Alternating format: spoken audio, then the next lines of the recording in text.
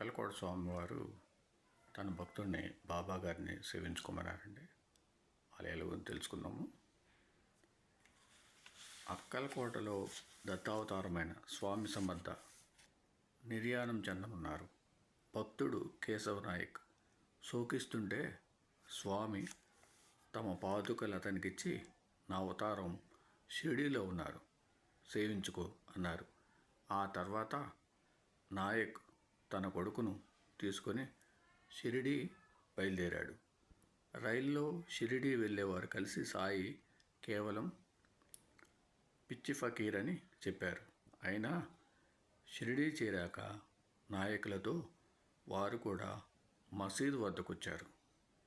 నాయక్తో సాయి, నువ్వు నీ కుమారుడు రావచ్చు, తక్కిన వారు వస్తే భ్రష్టులవుతారు అన్నారు.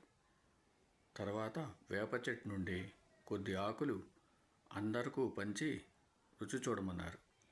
అవి నాయకులకు తీయగాను, మిగిలిన వారికి అతి చేదుగాను ఉన్నాయి.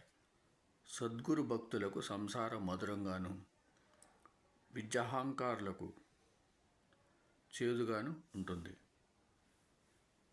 అక్కలకోట స్వామివారే తన భక్తుడిని బాబా గారిని సేవించుకోమన్నారు. షిరిడీ సాయిబాబా గారిని విమర్శించేవారు ఈ విషయాలన్నీ తెలుసుకోవాలి.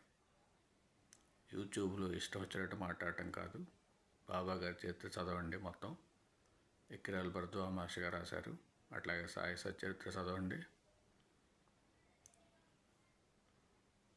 అన్ని విషయాలు పూర్తిగా తెలుసుకోండి. ఆ తర్వాత మాట్లాడదాం. ఓం సమ సద్గురు సాయినాథ్ మహారాజ్ కి జయ. ఓం సమ సద్గురు భరద్వాజ్ మహారాజ్ కి జయ.